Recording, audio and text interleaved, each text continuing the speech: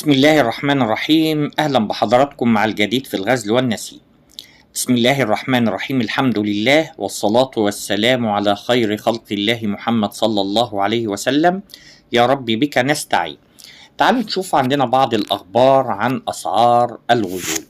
الحقيقة أسعار الغزول ما زالت ثابتة لأن الطلب قليل جدا. يعني أنت لو جيت بصيت على نمرة 16 على واحد قطن 100% هندي هتجد ان سعره $2.65 للكيلو.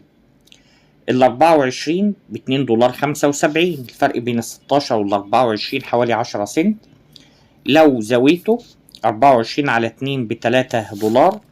ال 30 على 1 الممشط الكومباكت حاليا ب $2.95 او $3، وده سعر اقل من $3.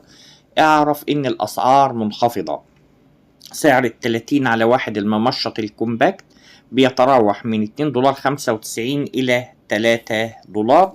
طبعا ال 30 على 1 المسرح من حوالي $2.85. ودي الأسعار في الهند لأن حاليا الطلب قليل جدا في مصانع الهند سواء محلي أو تصدير، لأن حضراتكم شايفين العالم عامل إزاي النهاردة. ورغم ان ارتفاع البترول ارتفع الا ان الاسعار منخفضة. ليه؟ مفيش طلب، في انتاج، والمصانع ديت عايزة تقبض العمال وتقبض الموظفين والمهندسين والاداريين ويبقى لها ربح. واحيانا بتبيع مفيش ربح لان حاليا المصنع في الوقت ده ان المدخلات بتساوي المخرجات يبقى بطل اهو شغال، لكن يشتغل بالخسارة ديت هي المشكلة. حتى ان القطن الامريكي البيمة او الابلاند حاليا السحب بتاعه بقى، احنا في موسم زراعة القطن. حاليا الطلب قل خلال الاسبوع ده والاسبوع اللي فات. في برضو خبر تاني عندنا برضو القطن الشعر في مصر في مشكلة في البذر. حاليا الحقول ما فيش الياف، يعني انتاجية الفدان قلت قوي. هل ده بسبب البذرة؟ هل ده بسبب الرش، نوعية الرش؟ هل ده بسبب المغذيات المضروبة؟ كل الحاجات ديت عايزين نبقى نعرفها. الحاجة التانية ان عايز تنجح في صناعة الغزل والنسيج في مصر دور على فرص تصديرية، لان السوق المحلي انتوا شايفين تعبان جدا.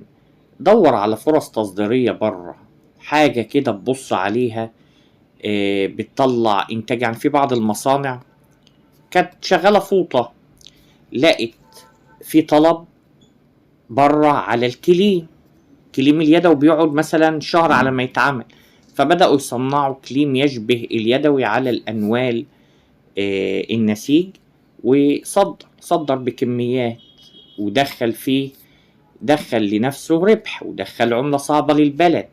فاد الجميع. ما انت لازم لما تيجي تفيد وين وين وين. يعني وين؟ افيد نفسي، وين ده الصح، يعني احنا بنتكلم على الصحيح.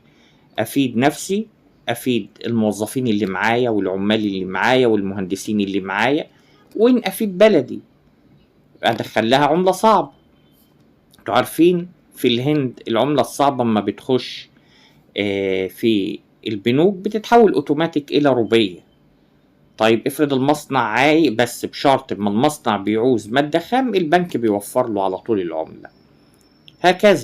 هكذا الانتاج. دولة زي بنجلاديش، اللي نجح بنجلاديش انتوا عارفين هي صناعة الملابس الجاهزة.